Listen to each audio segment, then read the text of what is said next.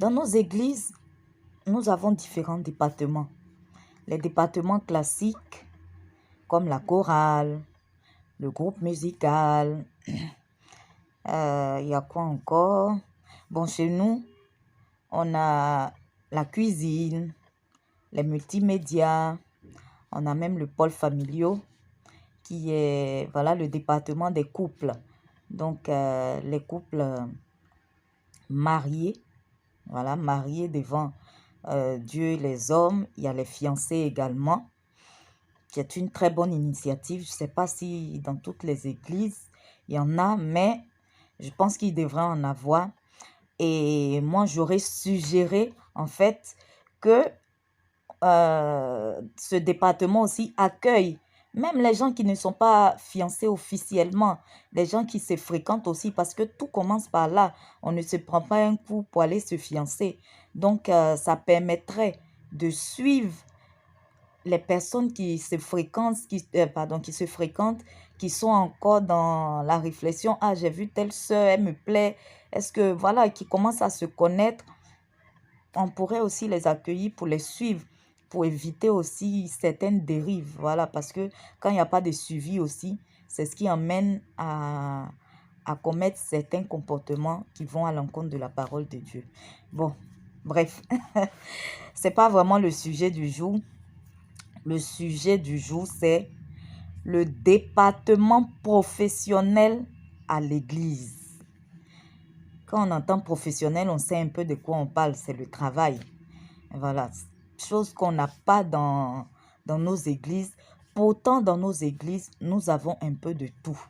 Bon, ici, c'est un peu exceptionnel. Nous sommes dans un pays étranger, c'est plusieurs communautés. Les gens sont venus surtout pour les études. Nous, dans l'église que je fréquente dans ma communauté, il y a beaucoup plus d'étudiants, mais dans nos pays, il y a un peu de tout. Il y a des étudiants, il y a des sans-emploi, il y a des chefs d'entreprise, il y a des directeurs, il y a vraiment un peu de tout dans les églises. Donc, pourquoi ne pas créer un département professionnel? La même manière où il y a la chorale, il y a le groupe musical, il y a, je sais pas, bon, il y a plusieurs. Franchement, c'est pas, ça n'a pas, au pays, je ne fréquentais pas trop je n'étais pas vraiment évangélique, donc je n'ai pas eu l'habitude vraiment de fréquenter les départements, donc je ne sais pas exactement. C'est vraiment ici que je sais un peu l'organisation de tout ça. Voilà, chez nous, il y a plusieurs départements, l'intercession, et tout ça, et tout ça, et tout ça. Mais ce dont je veux parler aujourd'hui, c'est le département professionnel qui permettrait vraiment, qui pourrait servir de cabinet de recrutement, mais au sein de l'Église, où on pourrait permettre à des frères et sœurs qui viennent peut-être de finir leurs études, ou bien qui cherchent un travail, parce que c'est pas tout le monde aussi qui allait à l'école, mais c'est pas tout travail non plus qui nécessite aussi des diplômes. Voilà, on a toutes sortes de travail, comme on le dit, il n'y a pas de saut métier. Donc ce département-là, ça permettrait de réceptionner les CV ou bien les demandeurs d'emploi, et aussi en même temps les personnes qui ont les opportunités, c'est-à-dire les chefs d'entreprise, les directeurs de société, les gens qui peuvent aussi recruter. C'est-à-dire si, par exemple, il y a un chef d'entreprise dans l'église, au lieu d'aller voir peut-être un cabinet de recrutement à l'extérieur, il pourrait commencer déjà dans l'église. Et même aussi faire des enquêtes sur ces personnes, parce qu'il ne s'agit pas de prendre juste les gens pour aller les emmener à travailler. À l'église, il n'y a pas que des anges.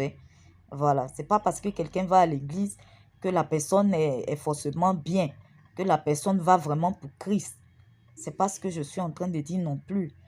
Mais la base déjà, c'est-à-dire si une personne a besoin d'un employé ou une personne a une opportunité, elle a entendu parler